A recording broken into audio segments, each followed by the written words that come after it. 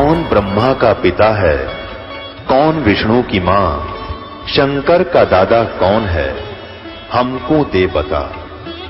ये जानने के लिए कृपया सुनिए जगत गुरु तत्वदर्शी संत रामपाल जी महाराज के अमृत वचन सर्व पवित्र धर्मों के पवित्र शास्त्रों के आधार पर। धर्म तो दसका नहीं दसका तीनों लोग, और खैरायत में खैर है कीजिए आत्म पोख। तो जो परमात्मा आपको लाभ देगा उससे दान भी करना है, क्योंकि दान से ही लाभ जो धन मिलता है। कबीर साहब कहते हैं चढ़ी चौंच भर ले गई और नदी ना घट्यो नीर, दान दिए धन घटे नहीं, कह रहे साहिब कबीर। तो इस प्रकार इस तरह से परमात्मा का पाना कति आसान है। अब थोड़ी सी इस मौसम ठीक है, थोड़ा सा समय अधिक लेंगे, क्योंकि ये अमृत वर्षा, ये ज्ञान और यो भगवान कदे कानों नहीं सुना था। और आज परमात्मा अपने बच्चों को बैठा बैठा के प्यारते हैं, और फिर ये अमृत के प्याले पिला रहा है सच्चे ज्ञान के, और उस सच्चे भगवान की कथा, सत्यनारायण कथा, इसके कबीर साहब का नाम लेने पाप कटे, नाम लेने आत्मा चार्ज होती है। और यहाँ तो सारा दिन उस परमात्मा का की ही चर्चा चलती है। आपस में आप भी बैठते हो। यहाँ आप जी को इसलिए बुलाया जाता है कि जैसे पुराने भक्त भी होते हैं जिन्हें 10-10, 15-15 वर्ष हो गए नाम लिए ने, कुछ 2-4 वर्ष के भी हैं और बिल्कुल नए भी आए हैं पुण्यात्मा पर भगवान के बच्चे। तो पुराणों के साथ आपका आपस में डिस्कस होता है। सत्संग के बाद आप चर्चा करते हो, नए भक्तों का विश्वास दृढ़ होता है कि सचमुच यहाँ ऐसे ऐसे इनको लाभ हुए हैं, ऐसे ऐसे रोग कटे हैं, ऐसे निर्धन व्यक्तियों का आज गाड़ियां चल रही है। तो फिर इससे और दिल डटेगा, और ऊपर से ये दास ज्ञान आपको दे रहा है, इसमें स्पष्ट हो जाएगा। तो ये सारा कुछ मिलाकर इसलिए परमात्मा ने ये आश्रमों की व्यवस्था बनाई है कि यहाँ बैठकर परमात्मा के बच्चे उस मालिक के यथार्थ ज्ञान को और उस भगवान को समझ सके। पुण्यात्माओं, परमात्मा कैसा है और कहाँ प्रमाण है? हमारे वो सदग्रंथ जिनको प्रत्येक धर्म शिरोधार्य मानता है, उसमें सिद्ध करता है दास एक 20 मिनट के अंदर। सबसे पहले पवित्र बाइबल आपको दिखाते हैं। पवित्र बाइबल पवित्र ईसाई धर्म का एक आदरणीय और मान्य सदग्रंथ है। और ईसाई धर्म के व्यक्तियों से आप पूछिएगा कि परमात्मा निराकार है या साकार, तो वो कहते हैं गॉड इज फॉर्मलेस, परमात्मा निराकार है। तो न के समझा पवित्र बाइबल को खाक जाना, क्या पवित्र बाइबल झूठा है फिर? तो कहने का भाव ये है, जो वर्तमान में जितने भी हमारे गुरु जिस भी धर्म के हैं, वो उन महापुरुषों की वाणी से परिचित नहीं है जिनके ऊपर हम आधारित है। और इसलिए अभी बिजली गिरी पड़ी है। हम भिन्न भिन्न हो गए सारे, कितने धर्म बढ़ा दिए, बात वहीं की वहीं खड़ी है। किसी का विकार छूट रहा ना, सबको बीड़ी पी रहा है, कोई मांस खा रहा है, कोई शराब पी रहा है, कोई चोरी मिलावट कर रहा है, कोई रिश्वत ले रहा है। ये काम करने के हैं, इस आत्मा न मलिन करना लाग रहे, दोनों पापों से सान रहे हो, इसे तो निर्मल करना था।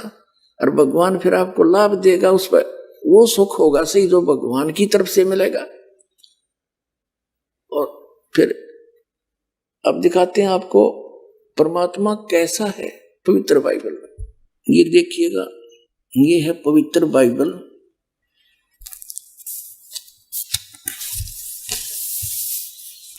संपूर्ण जीवन अध्ययन बाइबल। और ये कहां से छपा है? ये है जर्नल एडिटर है Donald C Stamps MA MDV, ये एसोसिएट एडिटर, ये यहां से छपा है। Printed in India, Life Publishers International, Spring Hydefield, Mysore USA, printed in India. ये बना वहां से छपा यहाँ पर। ये सारा इनका पूरा दे रखे यहाँ पर। इससे आपको पढ़ के सुनाओगा दास कि परमात्मा कैसा है। पुराना नियम और उत्पत्ति यहां से देखेंगे आप।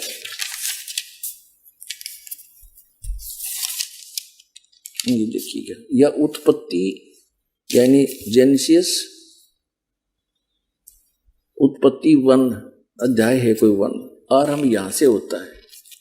आदि में परमेश्वर ने आकाश और पृथ्वी की सृष्टि की। पृथ्वी बेडौल और सुनसान पड़ी थी और गहरे जल के ऊपर अंधियारा था तथा परमेश्वर का आत्मा जल के ऊपर मंडराता था। ये फिर परमात्मा ने उजियाला किया। परमेश्वर ने कहा उजियाला हो जा, उजियाला हो गया। परमेश्वर ने उजाले को देखा, अच्छा लग गया। तो इस प्रकार ये पहला दिन हो गया। ठीक है, हम अपने मतलब का पढ़ाएंगे। फिर दूसरा दिन हो गया। दूसरे दिन में 2 संरचना करी। सांझ हुई, फिर भोर हुई, ये तीसरा दिन हो गया। इसमें कुछ और फलदायी वृक्ष जिनके बीज एक एक करके अनुसार ने बनाए। ठीक है, अच्छा फिर यहां देखेंगे ये फिर और कुछ ज्योतियां आकाश मानतर पृथ्वी पर प्रकाश देने वाली भी ठहरे और वैसा ही हो गया। ऐसे ऐसे किया, ज्योतियां बनाई तो सांझ हुई, फिर भोर हुआ। इस प्रकार चौथा दिन हो गया। अब हम यहाँ आ जाएंगे 5वां दिन। ये प्रश्न नंबर ये 4 पर पढ़ा हमने उत्पत्ति ग्रंथ के, और अब हम 5 पर आ जाते हैं।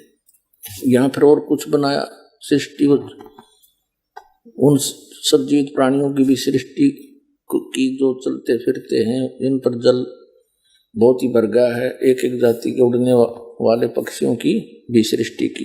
परमेश्वर ने देखा, अच्छा लगा। तथा सांझ हुई, फिर भोर हुआ। इस प्रकार ये 5वां दिन हो गया। ठीक है, अब यहां देखे 6ठे दिन, ये 26 नंबर इनकी श्लोक है। फिर परमेश्वर ने कहा, हम मनुष्य को अपने स्वरूप के अनुसार अपनी समानता में बनाए। है हाँ, फिर परमेश्वर ने कहा कि हम मनुष्य को अपने स्वरूप के अनुसार अपनी समानता में बनाए, और वे समुद्र की मछलियों और आकाश के पक्षियों और घरेलू पशुओं और सारी पृथ्वी पर और सब रेंगने वाले जंतुओं पर जो पृथ्वी पर रेंगते हैं अधिकार रखे। ठीक, उनसे समझदार हो ऐसा बनाऊंगा। मनुष्य ने अपने जैसा बनाऊंगा। तब परमेश्वर ने मनुष्य को अपने स्वरूप के अनुसार उत्पन्न किया, यानी अपने जैसी शकल का, अपने जैसा शरीर, अपने जैसी सूरत बनाई। तब परमेश्वर ने मनुष्य को अपने स्वरूप के अनुसार उत्पन्न किया। अपने स्वरूप के अनुसार परमेश्वर ने उसको उत्पन्न किया, नर और नारी करके उसने मनुष्यों की सृष्टि की। पूछिए ईसाइयों ने क्या समझा इन्हें अपने पवित्र बाइबल को? निराकार है इसमें परमात्मा, फॉर्मूले से स्पष्ट कह रखे, बालक भी समझ जाए इसने। हे भगवान, बता कहां सोया पड़ा ये मानो, अपने सदग्रंथों को ना समझ कर दंत कथा बैठ के बैठे सारे। ये देखिए फिर और कमाल कर रखा परमात्मा ने कि परमेश्वर ने उनको आशीष दी और उनसे कहा फूलो और फलो, पृथ्वी पर भर जाओ और उसको अपने वश में कर लो, और समुद्र की मछलियों तथा आकाश के पक्षियों और पृथ्वी पर रेंगने वाले सब जंतुओं पर अधिकार रखो। मनुष्य को कहा, ये खाने के लिए नहीं कहा, आगे देखो। फिर परमेश्वर ने मनुष्यों से कहा, उनसे कहा, मनुष्यों की चल रही है कहानी सुनो, जितने बीज वाले छोटे छोटे पेड़ सारी पृथ्वी के ऊपर हैं और जितने वृक्षों में बीज वाले फल होते हैं वे सब मैंने तुमको दिए हैं, वे तुम्हारे भोजन के लिए। अपने आत्माओं, ये ईसाई खाओ मांस सारा दिन, इसमें है कि तो मांस खाने का परमात्मा का आदेश। परमात्मा ने फाइनल कर दिया, परमेश्वर ने, जिसने सारी सृष्टि रची। देखो परमेश्वर ने उनसे कहा, सुनो, जितने बीज वाले छोटे छोटे पेड़ और सारी पृथ्वी के ऊपर जितने वृक्षों में बीज वाले फल होते हैं वे सब मैंने तुमको दिए हैं, वे तुम्हारे भोजन के लिए। हो गया स्पष्ट? छोटे छोटे बीज वाले गेहूं, चने, बाजरा, ज्वार, ये सारे काजू किस्मत सेब संतरे ये फल और मेवा, कहते ओनली ये है तेरा खाना है, इसमें कितना मांस खाने का। अपने आत्माओं अब ये इनके भोजन का हो गया। आगे परमात्मा ने अन्य प्राणियों को भी मांस का आदेश नहीं दिया, शेर वगैरह को भी। ये भी पहले इनके ऐसे पंजे दे रखे हैं जैसे समुद्र में भी इतना गजब का घास उगता है। पहले मछली और जितने भी जीव जंतु थे उस घास को खाते थे, वो इतना टेस्टी होता था। और शेर भी इतने पंजे उनको ये दांत दिए हैं। पेड़ों के अंदर इतना गजब का कई ऐसे पेड़ होते हैं जिनमें से दूध सा निकलता है, और ये शेर उसने पाड़ के और उसमें दूध पिया करते सारे। फिर धीरे धीरे इनकी वृत्ति बदल गई, वो पेड़ खत्म हो गए, फिर ये पशु पक्षियां खाने लगे।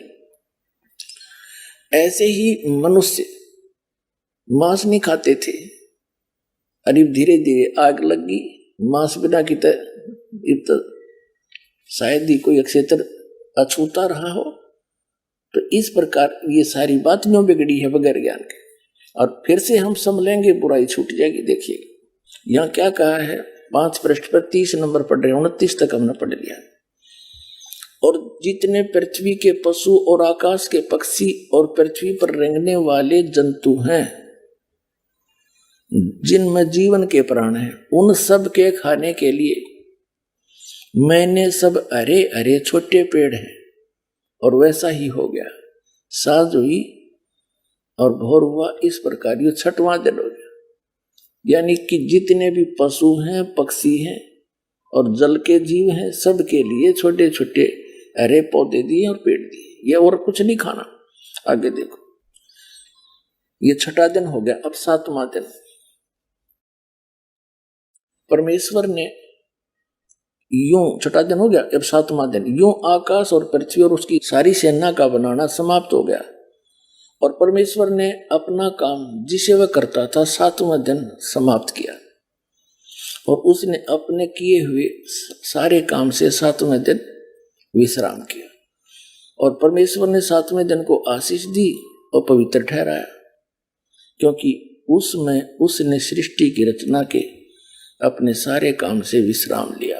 अब यहाँ क्या है कि 7 दिन में इस पवित्र बाइबल के अनुसार उस परम अक्षर ब्रह्म ने सारी सृष्टि रच के और इस काल को दे दी।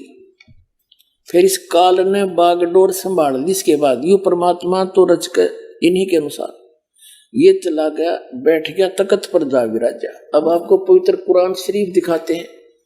अब इन कुरान शरीफ के पढ़ने वाले पवित्र मुसलमान धर्म के इन अनुयायी मुसलमानों से पूछ लो भगवान कैसा है। अल्लाह तो बेचून है। बेचून माने निराकार, उसका कोई आकार नहीं। और पवित्र हमारी इनकी पवित्र कुरान शरीफ क्या कह रहा है, इसमें देखिएगा। ये देखिएगा पवित्र कुरान शरीफ, इसके विषय में कहा है कि ये तो इनकी वह अरबी भाषा जाकिल किताबुल्ला रैब जय सला फीही जय, यह वह इलामी किताब है जिसमें कोई संदेह की गुंजाइश नहीं। मुसलमान भाइयों के लिए ये फाइनल है कि इस कुरान शरीफ में जो लिखा है इसमें हमने कोई संदेह नहीं।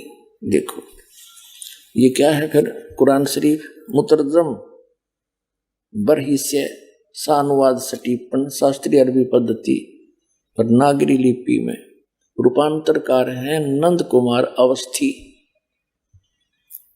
शेरवानी संस्करण। ये कहाँ से छपी है, ये वही है सारा। शास्त्रीय अरबी पद्धति पर नागरी लिपि में शेरवानी संस्करण, प्रकाशक है लखनऊ किताबघर, मौसम बाग, सीतापुर रोड, लखनऊ। अब हम इसके 604 पृष्ठ पर आते हैं। सूरत फुरकानी में या सूरतुल फुरकानी कुरान शरीफ, और ये 604 पृष्ठ पे, ये तो है उर्दू भाषा, अरबी भाषा लिखी उर्दू में है। ये इतना, ये सारा एक पृष्ठ के अंदर जो लेख है ये है। और इसी को फिर इस नागरी लिपि में, एज इट इज अरबी भाषा नागरी लिपि में लिखी है, और फिर इन्होंने कमाल कर रखा है, इसका फिर अनुवाद भी हिंदी में कर रखा है। ये देखिएगा, ये लास्ट में इसमें 52 नंबर आयत है सूरत फुरकानी की। इसमें क्या लिखा है, फला तुतियल काफिरन व जाहिदम बिही जिहादन कबीरन। अब इसका अर्थ क्या करा इन्होंने, यहां देखिएगा।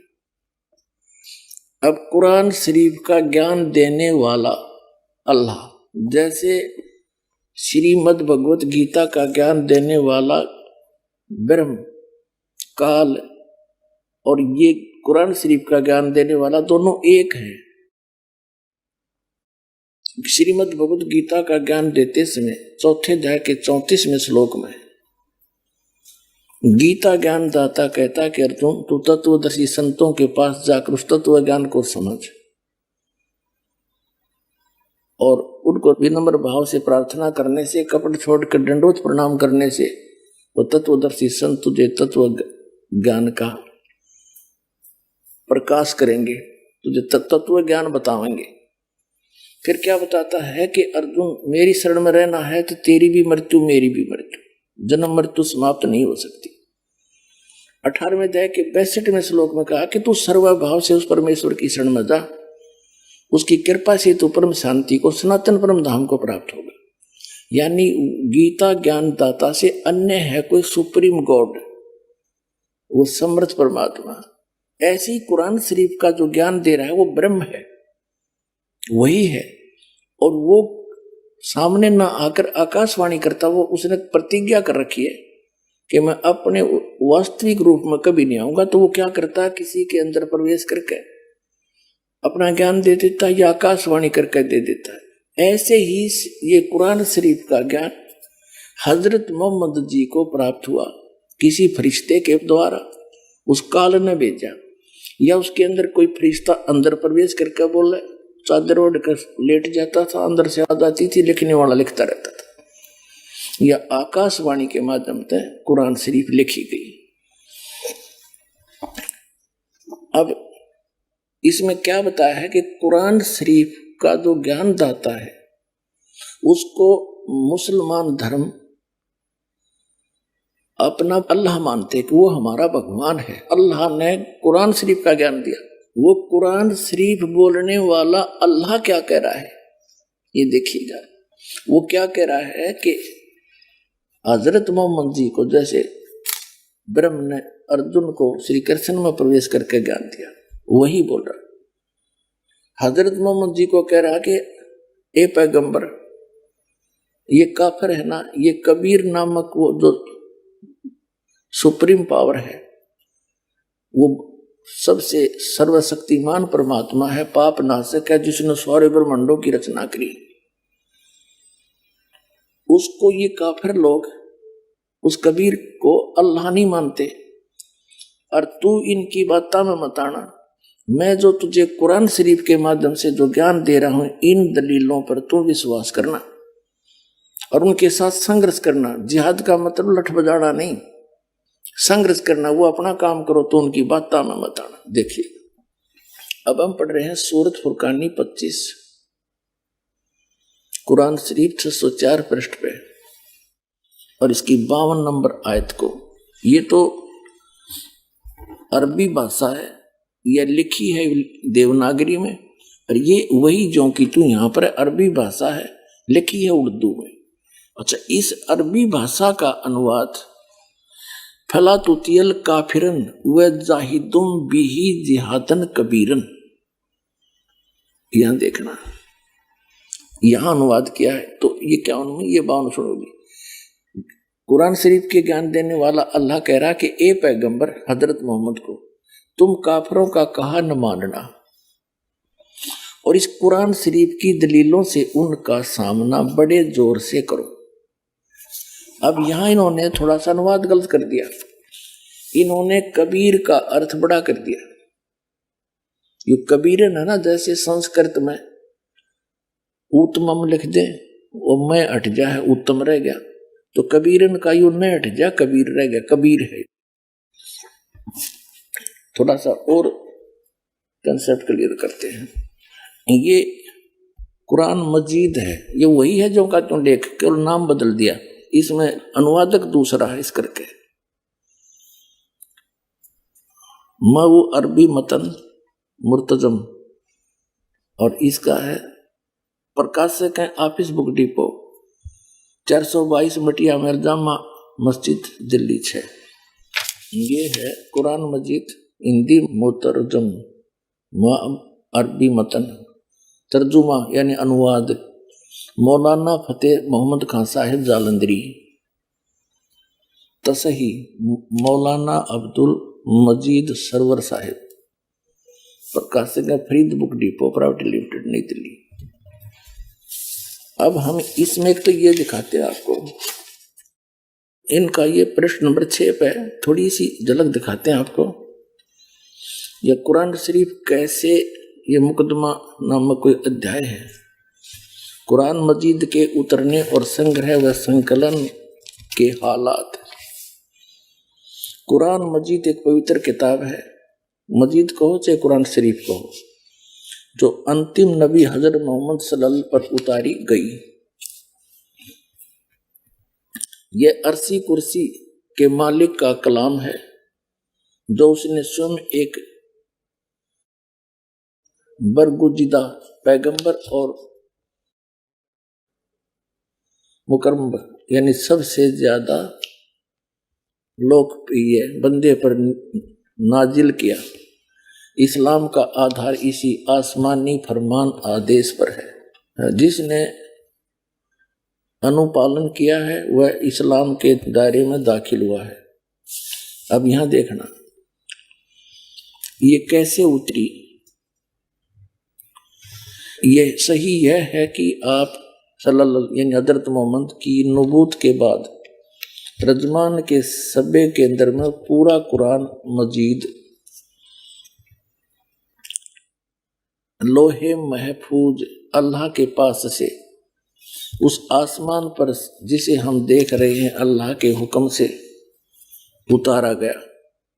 इसके बाद हजरत जिब्रील अल्लाह यानी एक फरिश्ता जिसमें इस कदर हुक्म हुआ, उन्होंने पवित्र कलाम को बिल्कुल वैसा ही बिना किसी परिवर्तन या कमी बेसी के नबी सल्लल्लाहु तक पहुंचाया, हजरत मोहम्मद तक पहुंचाया। फिर जलील इस जबरील नामक फरिश्ते ने उसमें कोई फेरबदल नहीं किया, ऊपर से उस गुप्त अल्लाह का संदेश लेकर जो का तो पहुंचाया।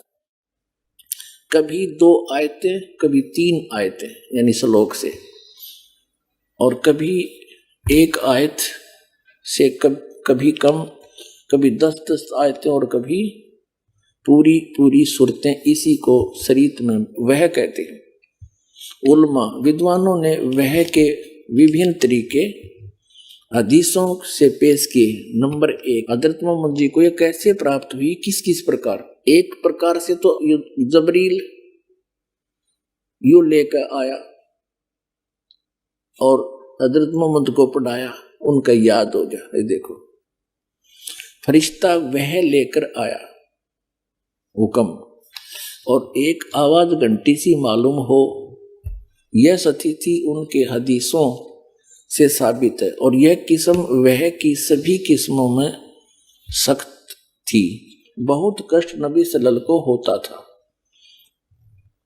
यहां तक कि आपने फरमाया कि जब कभी ऐसी वह आती है तो मैं समझता हूं कि अब जान निकल जाएगी। एक टाइप तो ये है कि वो फरिश्ता आके वो ज्ञान देता है, और दूसरा उसको उनके अंदर प्रवेश हो करके और वो चद्दर ओढ़ लेते हैं, फिर वो बोलते हैं। देखो दूसरे टाइप की फरिश्ता दिल में कोई बात डाल दे। तीसरी फरिश्ता आदमी के रूप में आकर बात करे। यह किस्म बहुत आसान थी और इसमें कष्ट न होता था। चौथा, अल्लाह ताला जागते में नबी सल्लल्लाहु यानी हजरत मोहम्मद के से कलाम फरमाए, आकाशवाणी करे, जैसा कि सबे मेराज की रात में। 5वां, अल्लाह ताला सपने की हालत में, यानी जैसे सपना सा करके कलाम फरमाए, यह किस्म सही हदीसों से साबित है। अब फरिश्ता सपने की हालत में आकर, छठे नंबर है, आकर कलाम करे, मगर अंतिम दो किस्म के कुरान मजीद खाली है। पूरा कुरान जागने की स्थिति में नाजिल हुआ, अगरचे कुछ उलमा ने सूरह कौसर को आखिर में किस्म से माना है, लेकिन ये अपने को बता रहे हैं उसके प्रूव करने के लिए, इसको रद्द कर दिया गया था। तो इस प्रकार जिसको ये मुसलमान भाई अपना अल्लाह मानते हैं, उसने अपना संदेश और अध्यात्म ज्ञान ये मानते हैं कि उसने इस तरह से हजरत मोहम्मद तक भेजा, और यूं सारा का सारा ज्ञान कुरान शरीफ का, कुरान मजीद को शरीफ एक है, इनके अल्लाह का दिया है, उसमें बीच में फरिश्ते ने कुछ मिलावट नहीं करी, ये आपने पढ़ दी। अब देखिएगा, अब हम आगे इस कुरान मजीद के सूरत फुरकानी 25 पे, और इसमें पृष्ठ है 578, और ये न्यू का न्यूजिटी फोटो कॉपी डिटो। नीचे ये, हाँ ये आगे ये यहाँ रह गया, गलत हो गया, ये 576 पृष्ठ पे, वहाँ गलत लिख दिया, खुल गया पृष्ठ। सूरत फुरकानी 25 कुरान मजीद 576 पृष्ठ पे, ये जो का तो वही as it is ditto copy, और ये नीचे 52 नंबर आयत है, यहाँ एज इट इज, एक अक्षर का भी अंतर नहीं है। फला तुतियल काफिरन व जाहिदों बिही जिहादन कबीरा। अब इसमें कबीरा लिखा है, इसको कबीरा कहो, कबीरन कहो, खबीरा कहो, ये बोलन का अंतर है। अब इसमें से हमने सिर्फ इतना ही लेना था। अब हम फिर लेते हैं पवित्र कुरान शरीफ को, अब इसे सारी बात हल हो जाएगी। ये फिर हमने उठा ली पवित्र कुरान शरीफ, और ये कहां से छपी है ये आपको हमने पढ़ा दिया, दिखा दिया था। अब हम इसके आते हैं 604 पृष्ठ पे, सूरत फुरकानी 25 और ये 604 पृष्ठ पे हम नीचे पढ़ लिया हमने, इसकी 52 नंबर आयत में वो का वो है। इसका कुरान मजीद को होते शरीफ से बात वही है। फला तुतियल काफिरन व जाहिदुम बिही जिहादन कबीरन, कबीरन कहो, कबीर कहो, कबीरा कहो, ये सिद्ध कैसे, इसका अर्थ इन्होंने यहां कर ही रखा। तो ए पैगंबर, ये कुरान शरीफ जब आई, उस कुरान शरीफ के ज्ञान दाता ने जो भी कहना था उसका आदेश है यो कुरान शरीफ, और उसने किस माध्यम से जैसे भी हजरत मोहम्मद को पहुंचाया, ये सारा का सारा आदेश जिसको मुसलमान भाई अपना खुदा मानते हैं उसका संदेश है। और वो क्या कह रहा है, किसी अन्य भगवान के बारे में कह रहा है। वो कबीर नामक परमात्मा है जिसने सारी सृष्टि रची, और उस परमात्मा की खबर किसी बाखबर से पूछो। कुरान शरीफ का ज्ञान दाता भी किसी अन्य परमात्मा के बारे में कहता है, और खुद भी अल्पज्ञता सिद्ध कर रहा है। जैसे श्रीमद् भगवत गीता का ज्ञान दाता भी अपनी अल्पज्ञता सिद्ध करता है कि मैं कंप्लीट ज्ञान नहीं रखता उस परमात्मा के बारे में, किसी तत्वदर्शी संत से पूछो। यही प्रमाण जो का तो इसमें पवित्र कुरान शरीफ में देखिए। अब हम पढ़ रहे हैं, ये हमने पढ़ लिया, यहां से हम पढ़ते आए थे 604 पर, 605 पर हमने पढ़ा। तो ए पैगंबर, तुम काफिरों का कहा न मानना, ये अनुवाद हिंदी में है इसका, और इस कुरान की दलीलों से उनका सामना बड़े जोर से करना। कबीर का अर्थ ने बड़ा कर दिया। इसका अर्थ ये बनता है कि कुरान शरीफ का ज्ञान दाता अल्लाह कह रहा है कि हे हजरत मोहम्मद, मैं तुझे जो ज्ञान दे रहा हूं ना, इस पर तो विश्वास करना। वो कबीर परमात्मा है, अल्लाह है वो, और सारा सुखदाई वही है, पाप नाशक भी वही है, और ये वही है जिसने सारी सृष्टि रची। और ये काफिर है ना, ये नहीं मानते उस कबीर को अल्लाह। तुम मेरे इस संदेश पर, इन दलीलों पर, कुरान शरीफ की दलीलों पर तो विश्वास करना और उनके साथ संघर्ष करना, उनकी बातों में मत आना। इतनी सी बात। आगे देखो, अब हम आगे 607 पृष्ठ पर, इसमें क्या है, जैसे उधर है, यहां से ये आयत है 53, 54, 55, 56, 57, 58 में या 58, इसमें लिखा है इवादही खबीरा। अब खबीरा कहो चाहे कबीरा कहो, कबीरन कहो, खबीरन कहो। अब इवादही माने पूजा के योग्य, पूजनीय। कबीरा, वो कबीर परमात्मा पूज्य है, उसकी पूजा करनी चाहिए। और यहां फिर खबीरन, खबीरन कहो, कबीरन कहो, खबीरा कहो, कबीरा कहो। अब इसका अर्थ भी इन्होंने, अजीज का अर्थ इन्होंने यहां हिंदी में कर रखा है। अब 53 नंबर आयत यहां से शुरू होती है, ये पृष्ठ नंबर 607 पे, सूरत फुरकानी 25 की, ये कुरान शरीफ है। अब हजरत मोहम्मद को कुरान शरीफ का ज्ञानदाता कह रहा है कि तो तुझे बता दिया, इन काफिरों की बातों में मत आना, मैं जो कह रहा हूं इसको फाइनल समझ लेना, कबीर इज गॉड, कबीर जो अल्लाह है। और वो वही है, ये देखो 53 नंबर आयत में, और वही है जिसने दो दरियाओं को मिला चलाया, एक का पानी मीठा प्यास बुझाने वाला और एक का खारी कड़वा, और दोनों में एक आड़ और मजबूत रोक बना दी।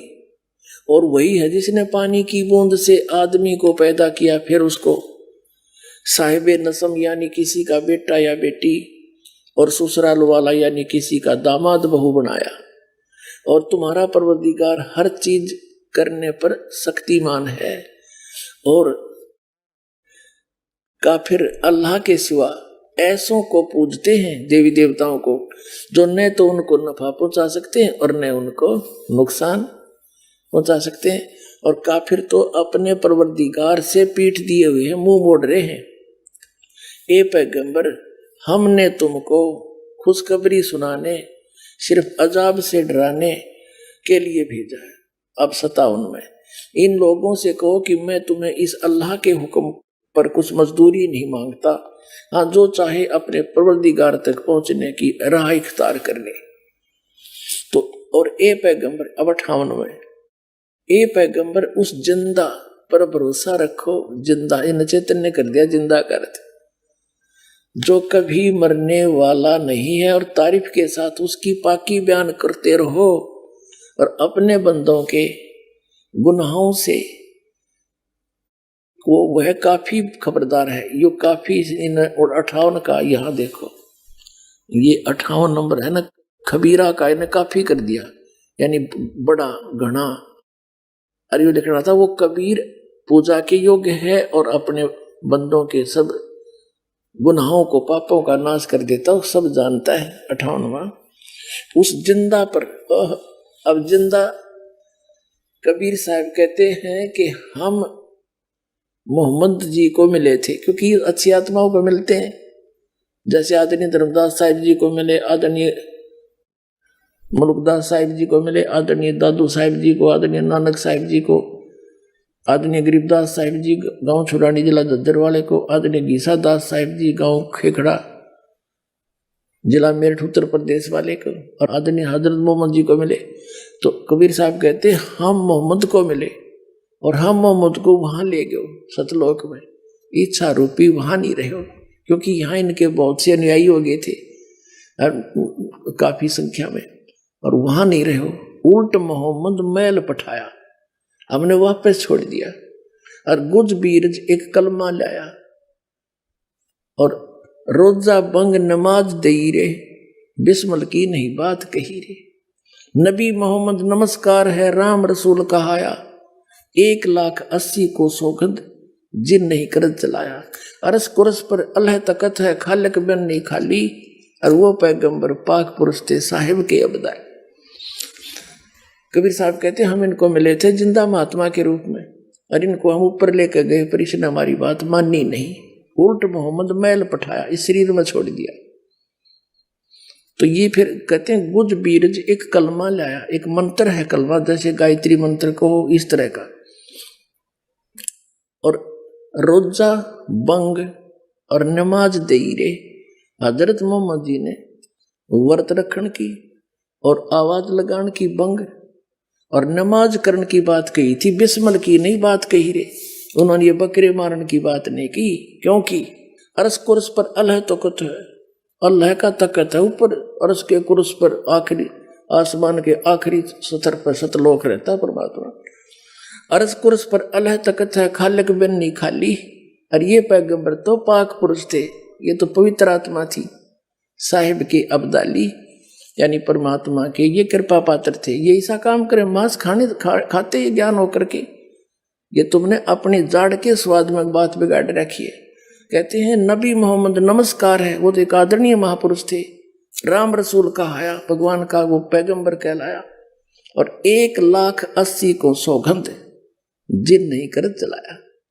हजरत मोहम्मद जी के कुल 1,80,000 अनुयायी बने थे, उन्होंने कोई मांस नहीं खाता था, यहाँ तक कि ब्याज भी नहीं लेते थे आपस में किसी से, भरी मदद किया करते थे। तो जो आदमी इतना दयालु हो कि ब्याज की पीड़ा भी नहीं देनी, क्या वो मांस खाने की सलाह देगा? तो कहते हैं नबी मोहम्मद नमस्कार है, राम रसूल कहाया, 1,80,000 को सौगंध। कहते पर सौगंध है उन महापुरुषों की, उन्होंने जिन नहीं कर्ज चलाया, उन्होंने तुम्हारी तरह बकरे नहीं काटे।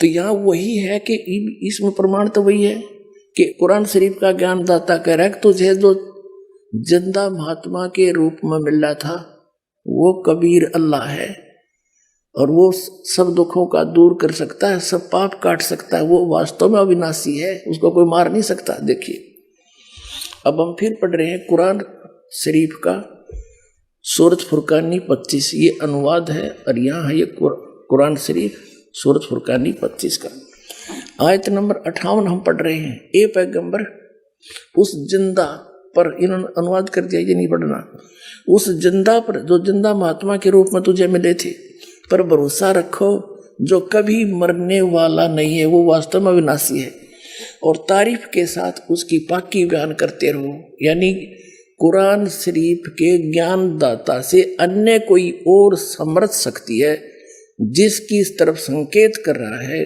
कुरान शरीफ का ज्ञान दाता पुण्यात्मा। ये समझ लेना, बस इसमें इतना समझना है। आगे देखो 58 पढ़ ली, अब 59 में, अब 59 नंबर हम पढ़ेंगे, 58 पूरी होगी। जिसने आसमानों और जमीन और जो कुछ उनके बीच में है सबको 6 दिन में पैदा किया, जैसा पवित्र बाइबल में लिखा है। फिर तकत पर जा विराजा, वह अल्लाह बड़ा।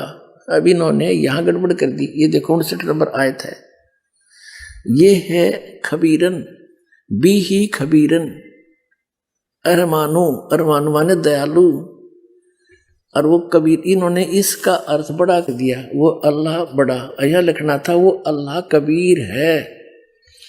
जिसने, या 59वां पढ़ रहे, जिसने आसमानों और जमीन और जो कुछ उनके बीच में है सबको 6 दिन में पैदा किया। पवित्र बाइबल वाला व्याख्यान है जो का। तो फिर तकत पर जा विराजा, वह अल्लाह कबीर, ये लिखना था, दयालु है, रहमान है। तो उसकी खबर, उस कबीर नामक अल्लाह की जानकारी किसी बाखबर यानी तत्वदर्शी संत इल्म वाले से पूछ देखो। इन दोनों पवित्र सदग्रंथों ने रल मिलकर क्या सिद्ध कर दिया कि परमात्मा मनुष्य दृश्य है। पवित्र बाइबल में कहा है कि भगवान ने अपने रूप जैसे ही मनुष्यों को नर नारी करके उत्पन्न किया, और 6 दिन में सृष्टि रची, 7वें दिन विश्राम किया। तो कुरान शरीफ ने भी ये सिद्ध कर दिया, उसका नाम बता दिया कि वो अल्लाह कबीर है, जिसने 6 दिन में सृष्टि रची और 7वें दिन तकत पर जा बैठा, और वो ही सब दुखों को दूर करने वाला, सबका पाप नाशक रू अविनाशी परमात्मा है। कुरान शरीफ का ज्ञानदाता अपनी स्पष्ट कर रहा है कि उसके बारे में तो जानता नहीं, उसकी जानकारी, कबीर नामक अल्लाह की जानकारी किसी बाखबर से पूछो, तत्वदर्शी संत के पास जाओ। तो इससे सिद्ध है कि कुरान शरीफ का ज्ञान भी इनकम्प्लीट है। और यही पवित्र श्रीमद् भगवत गीता में गीता ज्ञानदाता चौथे अध्याय के 34वें श्लोक में कहता है कि अर्जुन, तू तत्वदर्शी संतों के पास जाकर उस परमात्म तत्व की तत्व ज्ञान को समझ, उनको दंडवत प्रणाम करने से, कपट छोड़कर प्रसन्न करने से वो तत्वदर्शी संत तुझे तत्व ज्ञान का उपदेश करेंगे। और फिर कहा कि 18वें अध्याय के 62वें श्लोक में, तू सर्वभाव से उस परमेश्वर की शरण में जा, उसकी कृपा से तू परम शांति को और सनातन परम धाम को प्राप्त होगा। तो दोनों पवित्र सदग्रंथ, पवित्र गीता और पवित्र कुरान शरीफ, ये दोनों का ज्ञानदाता एक ही है और वो किसी अन्य परमात्मा की तरफ संकेत कर रहा है जिसके बारे में ये स्वयं भी अल्पज्ञ है, ज्ञान नहीं। तो इसी से होगा कि दोनों ग्रंथों एक ही अल्लाह के दिए हुए हैं और वो किसी अन्य भगवान की शरण में जाने के लिए कह रहे हैं और उसी से पूर्ण लाभ जीव को प्राप्त होगा। उसका ज्ञान इस दास को है, ये हो तत्वदर्शी संत। अब चाहे सारा विश्व आ जाइयो। अब पुण्यात्मा, अब यहां तक तो हो गया यू क्लियर कि who is God, Kabir is God. अब क्या है, जैसे पवित्र बाइबल में ये स्पष्ट हो गया कि परमात्मा ने किसी भी प्राणी को मांस खाने का आदेश नहीं दे रखा। पवित्र बाइबल में आगे कहीं मांस खाने का यदि कोई प्रावधान है तो उस अल्लाह का नहीं है, वो किसी अन्य इस काल का आदेश हो सकता है, इसके फरिश्तों का हो सकता है, लेकिन वो हमें मान्य नहीं। जैसे और उसको अगर हमने मान लिया उनके इस भगवान के, छोड़ी हमारी, जैसे एक थानेदार दरोगा का एसएचओ का मित्र कोई व्यक्ति था, उसके साथ कोई पड़ोसी ने झगड़ा कर दिया और उसने अपने मित्र दरोगा से कहा कि मेरा पड़ोसी साथ के मकान वाला मुझे परेशान करता है, मैं क्या करूं, कुछ इलाज करो। एसएचओ ने कहा कि तू मार उसका लठ, माप देख लूंगा। एसएचओ अधिकारी के कहने से उसके साथी ने पड़ोसी के साथ झगड़ा ठान लिया और उसका लठ मारा, सिर में लागते मर गया। अब वही एसएचओ वहां का प्रभारी था, उसको पकड़ के लाया अपने मित्र को और उसको सजाए मौत होगी। क्यों? क्योंकि राजा का विधान है कि जो किसी की मृत्यु करेगा, हत्या करेगा, उसको फांसी की सजा होगी, मौत की सजा मौत होगी। तो उस व्यक्ति ने एक अधिकारी के कहने से राजा का संविधान तोड़ दिया, उल्लंघन कर दिया, जिसके कारण उसने सजाए मौत प्राप्त की, दंडित हुआ। तो इसी प्रकार यदि हम उस अल्लाह की, जो पूर्ण परमात्मा जिसने सारी सृष्टि रची और 6 दिन में सृष्टि रच कर सतलोक में जा बैठा, तख्त पर विराजमान हुआ, उसने जो आदेश दिया है उसका उल्लंघन हम किसी अन्य फरिश्ते या किसी देव के कहने से, पितर के कहने से, और हम उसका विधान तोड़ देंगे, मांस खा लेंगे, तो हम दंडित होंगे। तो इसी गलती हम नहीं करेंगे। इति सिद्धम। अब इसमें क्या बताया है, अब यहां तक तो परमात्मा 6 दिन में सृष्टि रचकर 7 दिन में तख्त पर जा बैठा इन दोनों पवित्र सदग्रंथों के आधार से। अब क्या है कि ज्ञान वही है लेकिन हम समझ नहीं पाए। अब इसमें आगे क्या लिखा है कि अल्लाह ने फिर इस काल ने बागडोर संभाल ली। अल्लाह ने, भगवान ने एक आदम नाम का व्यक्ति उत्पन्न किया, फिर उसकी पत्नी हव्वा बनाई, उन दोनों को एक वाटिका में छोड़ दिया और उनको हिदायत दे दी कि इस वाटिका के बीचों बीच जो फल लगे हैं पेड़ों के, इनको ना खाना, नहीं तुम मर जाओगे। तो वो वहां रहने लगे। कहते भगवान ने ये अन्य जीव जंतु भी उत्पन्न कर दिए इस काल ने, फिर जैसे भी। तो उनमें कहते सर्प बड़ा धूर्त था, उसने उन आदम और हव्वा से कहा कि तुम ये बीच वाले पेड़ों के फल क्यों नहीं खा रहे हो। और वो नंगे फिरे थे, उनको कोई कपड़ा का अपने तन की सोधी नहीं थी, उनको इतना अचेत सा बना रखा था। तो उन्होंने सर्प से कहा कि हमारे को भगवान ने मना किया है कि इसको खाओगे तुम मर जाओगे। सर्प बोला ये ऐसा नहीं है, अल्लाह तुम्हें बहका रहा है, इसके खाने से तुम्हें भले बुरे का ज्ञान हो जाएगा, इसलिए मना कर दिया कहीं तुम इसको खाकर और अल्लाह के जैसा ज्ञान ना हो जाए तुम्हें, वो तुम्हें मूर्ख बनाकर रखना चाहता है। तो उस औरत ने फल तोड़ दिया, आप भी खा लिया, अपने पति से भी खवा दिया, तो उन्होंने चेतना होगी, उनका नशा सा उतर गया, उन्होंने देखा तुम नंगे हो, तो उन्होंने वह अंजीर के पत्ते चौड़े चौड़े होकर उनका एक लंगोट बना लिया, आपस में अपने गुप्तांग ढक लिए। कहते हैं शाम के समय भगवान, पवित्र बाइबल का बता रहा हूँ, इट इज ड्यूटो कॉपी, आपको एक सिंपल लैंग्वेज में, शाम के समय भगवान वाटिका में टहलने के लिए आया और वो दोनों आवाज सुनकर छुप गए। भगवान ने आवाज लगाई कि आदम हवा तुमको कहाँ हो? उन्होंने कहा कि हम नंगे हैं, आपको देखकर हमें शर्म आ रही है, हम छुप गए हैं। तो भगवान आया उनके पास और उनसे कहा क्या तुमने ये बीच वाले पेड़ के फल खा लिए? कहा किसने बताया? कि सर्प ने बता दिया। भगवान घना नाराज होया और फिर वो भगवान ने बोला, भगवान ने उनके कपड़े बनवाए, अंगरखे चमड़े के सारे कपड़े बनवाए और यूं सोचा मन में कि ये मनुष्य इस बीच वाले भले बुरे का ज्ञान कराने वाले फल को खाके हम में से एक के बराबर हो गया। इससे सिद्ध हो गया कि ये जिनको ये क्या नाम है, पवित्र ईसाई धर्म के व्यक्ति भगवान मानते हैं, वो एक से अधिक हैं।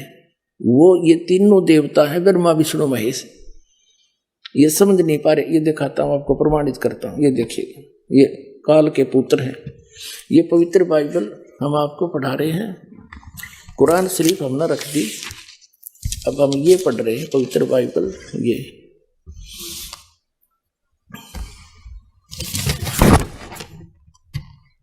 ये पवित्र बाइबल संपूर्ण जीवन अध्ययन बाइबल, प्रबंधक संपादक डेविड स्टुअर्ट, अंग्रेजी प्रधान संपादक Donald C Stamps, MA MD, संयुक्त समाज, ऐसे सारा तुम पढ़ लो अच्छी तरह, USA से छपा है।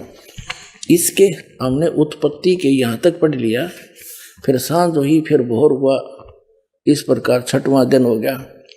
फिर 7वें दिन परमेश्वर ने जो काम करता था उससे 7वें दिन विश्राम लिया कि और अपने किए हुए काम से उसने 7वें दिन विश्राम किया। यानी 7वें दिन आपने ये भी पढ़ लिया, पवित्र कुरान शरीफ में तख्त पर जा बैठा, ठीक है। इसके बाद ये देखो, अब हम 8 पृष्ठ पर आगे उत्पत्ति ग्रंथ के, इसमें 7 नंबर, योहा परमेश्वर ने पूर्व की ओर अदन में एक वाटिका लगाई और वह आदम को जिसे उसने रचाता रख दिया।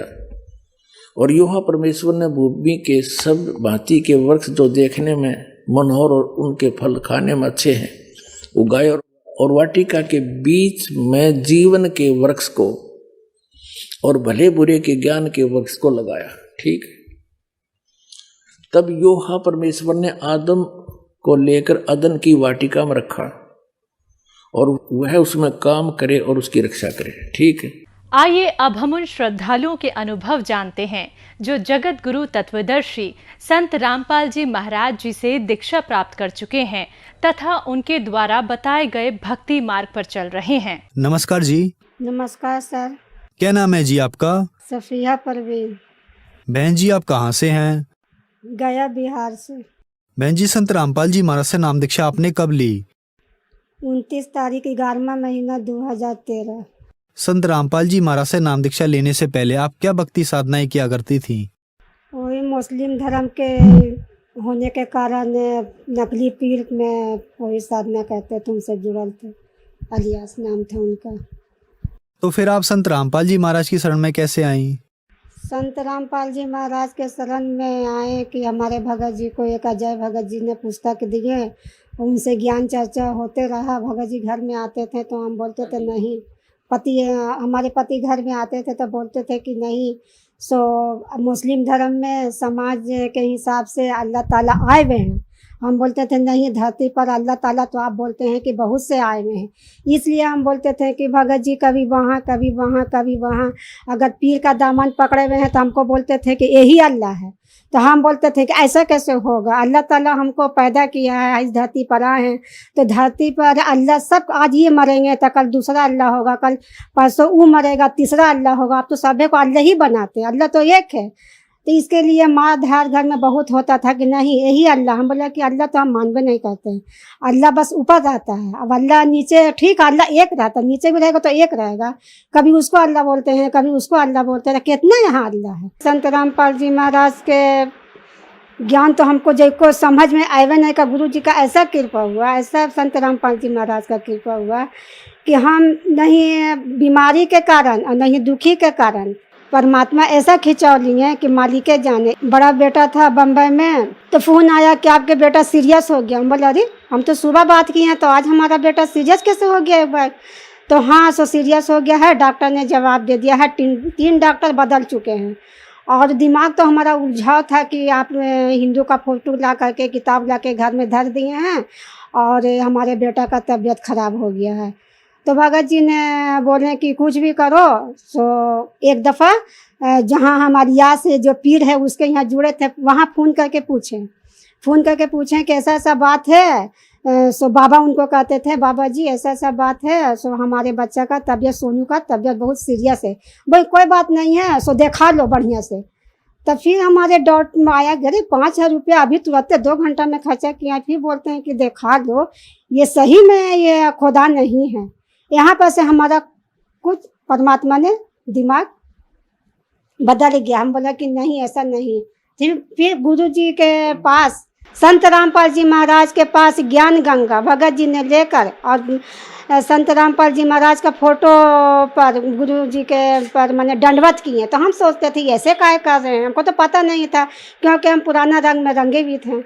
तब फिर दंडवत किए, बोले कि सो आप अगर आप ही अल्लाह हैं तो हमारे बच्चे को ठीक कर दीजिए, तब हम जानेंगे। इतने में भगत जी विश्वास नहीं होता, परमात्मा जाने। हम तुरंत 10 मिनट के बाद फोन आ गया कि आपका बच्चा समीम नाम के उसी माने कि नकली गुरु से जुड़े हुए थे। बोले कि अरे आपका बच्चा कैसे ठीक हो गया? सो बाबा का कमाल है। हम बोले तो अब हमको विश्वास हो गया कि नहीं, वह बाबा का कमाल नहीं है, यही जो फोटो में जो है ये अल्लाह यही का कमाल है। संत रामपाल जी महाराज का जो फोटो था ज्ञान गंगा में, इन्हीं का कमाल। हमको ना जैसे कि हमको किसी बारे में पता नहीं था कौन संत रामपाल जी हैं, कहाँ पर इनका माने कि नाम दीक्षा दिया जाता है, क्या होता है। ऐसे करते करते माने कि फिर सत्संग सुनने लगे। करते करते घर में कुछ बदलाव आने लगा। जब घर में बदलाव आने लगा तो वाकई में खुदा है। भगत जी बोले कि ठीक है आप मानिए चाहे ना मानिए, हम तो बरवाला जाएंगे। तो हमको तो पता नहीं था कि बरवाला कैसा होता है। हमारे ठीक है आप जाइए। तब फिर बोल के घर में अचानक ये ईद का दिन पड़ गया। ईद का दिन पड़ गया तो सबके पास कपड़ा लत्ता सब पहन रहा। भगत जी बोले कुछ नहीं घर में होगा। तब संत रामपाल जी महाराज का कृपा था, सही में कुछ नहीं ईद नहीं मनाए हम लोग। घर में कहा कि कमाड़ी बंद करके हम लोग बाल बच्चा सब रहा है कि नहीं ये ज्ञान गंगा में कुछ नहीं लिखा हुआ है, सो नहीं हमको करना है। भगत जी बोले तो हम लोग मान लिए। उसके बाद फिर दुनिया मारने वाला बहुत किस्म का मजाक उड़ाया कि लोग क्या कर रहा ना कर रहा, तो हम लोग कुछ नहीं बोले गए। फिर भगत जी बोली कि मांस मछली अंडा ये सब खाना छोड़ दो। तो हम बोला कि ठीक है नहीं खाएंगे। इतने में फिर हमारा नंदोसी आ गया, तो वह बोले लगा उल्टा सीधा। तो फिर हम लोग उसके बाद का किया नहीं किया। तो उस दिन से हमारा बंद हो गया। हम बोल देते कि आज दिन के बाद इस घर में मांस मछली अंडा ये सब नहीं बनेगा। उस दिन के बाद हम बंद कर दिए। कोई माने कि 3-4 महीना इस तरीके से नाम दीक्षा नहीं लिए थे, मगर हम मर्यादा किताब में निवादन तो पढ़ा नहीं थे, मगर मर्यादा किताब में मोबाइल के जरिए चिप सुन करके हम निभा रहे थे। उर्दू पढ़े में है, अरबी पढ़े में थे। हमारे पति जी बोले कि हमको जाना है। हमारा कहाँ जाना है? तो 3 महीना हो गया, संत रामपाल जी महाराज के शरण में जाना है। तो हम बोले कि ठीक है जब आप जा रहे हो तो हम भी चलेंगे। तो बोली कह रहे अभी तो नहीं तैयार थी, तू बोली जाना। मैं कि नहीं हम चलेंगे। तो हम बस सुबह में बोले, सुबह ही में बरवाले के लिए को अजय भगत जी हैं वो आए, और हम भगत जी और 2 छोटे बच्चे को लिए। बड़ा वाला मंगला वाला कहा कि नहीं हम नहीं जाएंगे, हम सोचेंगे समझेंगे तो हम जाएंगे। तो हम बोले कि छोड़िए इन लोग को ज़बरदस्ती ना कीजिए, हम दोनों चलते हैं। हम दोनों गए। फिर हम सतलोक आश्रम में बरवाला में पहुँचकर वहाँ फिर हम तो नाम दीक्षा नहीं लिए, मगर हमारे पति ने नाम दीक्षा ले लिए। तो फिर माइयों का अलग पंडाल था और माने कि भक्तों का अलग पंडाल था। तो हमने वहाँ पर बैठी हुए थे, भगतमती आए कि भगतमती आपको भगत जी ने आवाज़ दे रहे हैं। तो हम गए वहाँ पर, बोले कि कैसा लगा। तो इतना हम खराब आत्मा थे, हमको बोला कि हमको नहीं कुछ अच्छा लग रहा है, यहाँ तो सब हिंदू ही का सारा चीज़ है। तो इतना बोले तो भगत जी रो गए। तो हम सोचे करे हम इतना बागन है, सो हम अपने पति को रोवा दिए। हम मन में एहसास किए, तो ना उनसे बोले न कुछ किए, हम नाम दीक्षा लेकर के फार्म जा करके भरा लिए। संत रामपाल जी महाराज से नाम दीक्षा लेने के बाद क्या आपको कोई लाभ भी मिले? लाभ तो बहुत मिले भगत जी, लाभ जो कह दे तो आप मैक लेके थक जाएंगे और हमारा लाभ भी पूरा नहीं होगा। एक दफ़ा की बात है कि समझिए कि हमारा जो मंडला वाला बच्चा है, एक नदी की तरफ जाने लगे, बस वहाँ पर सांप बैठा हुआ था, मार दिया, पैर पर मार दिया। उसके बाद एक और धोबी का बच्चा था, उसको भी मार दिया। तो मार दिया तो वे बगल वाली बोली कि अरे मोनी को सांप काट लिया। तो हम डर गए कि कहीं लोग जगत है हल्ला कर लगे। सो नहीं, हम बोला कि नहीं कुछ नहीं, बोले लेके झड़ाना फुकाना, सो मार देगी, जवान लड़का है। हम बोला नहीं, हम संत रामपाल जी महाराज के शरण में है, मरे चाहे बचे, वो परमात्मा जाने। हमने इतना कहा कि हम दरवाज़ा लगा लिए। फिर प्रार्थना लगा, प्रार्थना में आदेश आया कि आप लोग घबराइए नहीं। संत रामपाल जी महाराज का प्रार्थना लगा तो आवाज़ आया कि नहीं ऐसा नहीं करना है, सो आप लोग कुछ नहीं, मारे अपना भक्ति करिए और सब परमात्मा दया करेंगे। तो उसके बाद फिर रात तो कट गया, ठीक से कुछ नहीं हुआ। सर जी संत रामपाल जी महाराज के दया से सब ठीक रहा। बस सुबह में जब हम जाते हैं बाजार, वही धोबी के लड़का को वही सांप काटा। तो देखें करे ठेला लेके जा रहा, कैसे नहीं करे काट गया तो क्या हुआ। सोसेराज के बच्चे को तो सांप काटा, उसको क्या हो गया, तो इसको क्या हो गया, वो तो बच गया। तो वो लोग भी नहीं कुछ माना। तो क्या हुआ कि जब हम सब्जी लाने जा रहे थे, देखे कि रोक के कोई चला आ रहा था। बोले क्या हुआ, तो कहे कि सांप काटा था ने मोनू को, तो ये सांप काटा इसको तो मर गया। तो हमको बहुत वहाँ पर रोना आ गया कि आज मालिक के शरण में ना रहते तो हमारा बच्चा भी जीवित नहीं रहता। देखो वही सांप काटा है, ये मर गया। तो संत रामपाल जी महाराज के कृपा से आज हमारा बच्चा मालिक के शरण में है और जीवित है। पथरी हो गया था तो डॉक्टर यहाँ इलाज चला तो ऑपरेशन बोला। तो परमात्मा यहाँ संत रामपाल जी महाराज यहाँ प्रार्थना लगा। तो प्रार्थना लगा तो गुरु जी कहे कि अब परमात्मा दया करेंगे। तो समझिए कि सब बिना ऑपरेशन का हमारा बच्चा ठीक है।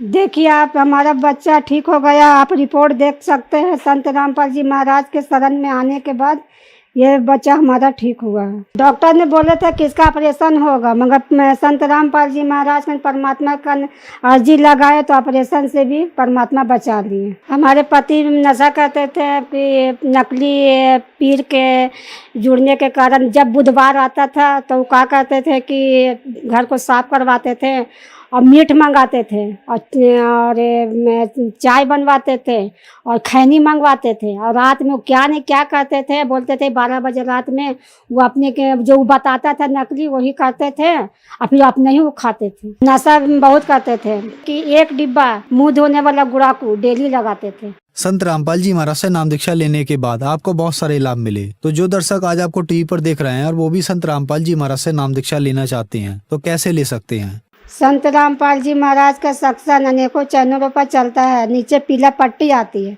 आप उसको नंबर से करके आप अपना नाम दीक्षा प्राप्त कर सकते हैं। धन्यवाद जी। सत्संग